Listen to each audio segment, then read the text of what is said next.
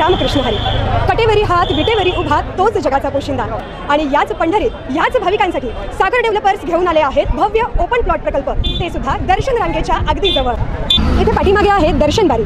नगरपालिका हद्दीतील नियोजित आराखड्यातील 50 फूट डीपी रोड. संपूर्ण प्रोजेक्टमध्ये अंतर्गत street lights, plot demarcation, plantation आणि प्रत्येक प्लॉटला स्वतंत्र नळ कनेक्शन. संपूर्ण प्रोजेक्टला तारेचे कंपाऊंड.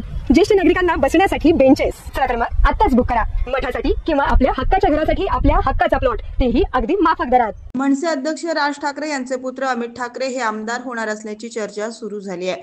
मुख्यमंत्री देवेंद्र फडणवीस यांनी आज सकाळी राज ठाकरे यांची त्यांच्या शिवतीर्थ या निवासस्थानी भेट घेतली. त्यानंतर या चर्चांना उधाण आलंय. अमित ठाकरे यांना विधानसभा निवडणुकीत पराभव स्वीकारावा लागला होता. त्यावेळी मनसेसाठी शिवसेना शिंदे गटाने हा मतदारसंघ सोडला नव्हता. काही दिवसांपूर्वीच मनसे पदाधिकाऱ्यांच्या मेळाव्यात राज ठाकरेंनी निवडणुकीच्या मुद्द्यावरून बोलताना ईव्हीएमवर आक्षेप घेतला होता. यानंतर भाजप नेत्यांकडूनही त्याला जोरदार प्रत्युत्तर देण्यात आलं होतं. मुंबई, पुणे महानगरपालिका आणि स्थानिक स्वराज्य संस्थांच्या निवडणुकीच्या पार्श्वभूमीवर ही भेट महत्त्वाची असल्याची चर्चा सुरू झाली आहे. मुख्यमंत्री पदाची शपथ घेतल्यानंतर देवेंद्र फडणवीस पहिल्यांदाच राज ठाकरे यांच्या भेटीला गेले. मुख्यमंत्री देवेंद्र फडणवीस यांनी अचानकपणे राज ठाकरेंची भेट घेतल्यानं एकच चर्चा सुरू झाली. या भेटीमागे मुंबई महापालिकेसह स्थानिक स्वराज्य संस्थांच्या निवडणुकीचे कारण असल्याची चर्चा सुरू आहे. फडणवीस ठाकरे भेटीत आगामी राजकीय समीकरणे जुळण्याबाबत चर्चा झाल्याचं म्हटलं जात आहे. भाजप मनसे समीकरण जुळवण्यासाठी भाजपकडून अमित ठाकरेंना आमदारकी दिली जाणार असल्याचं म्हटलं जात आहे.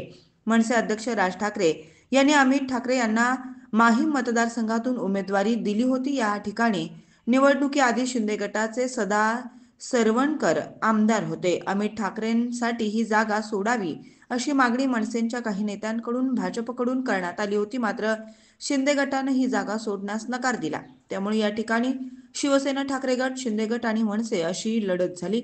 यामध्ये मनसेचे अमित ठाकरे तिसऱ्या क्रमांकावर फेकले गेले.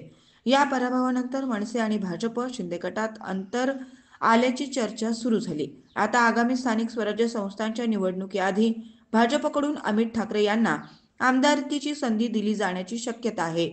राज्यपाल निर्देशित सदस्य कोट्यातून अमित ठाकरे यांची विधान परिषदेवर वर्णी लागण्याची शक्यता वर्तवण्यात येत आहे. राज्यपाल कोट्यातून 12 जणांची विधान परिषदेवर वर्णी लावण्यात येते. निवडणुकीच्या आधी महायुतीकडून 7 जणांची वर्णी लावण्यात आली होती, तर उर्वरित जागा रिक्त आहेत. ताज्या घडामोडी पाहण्यासाठी आमच्या YouTube चॅनलवरील PVR म्हणजेच पंढरी वार्ता या न्यूजला सबस्क्राईब करा आणि शेजारील बेल आयकॉनवर क्लिक करा.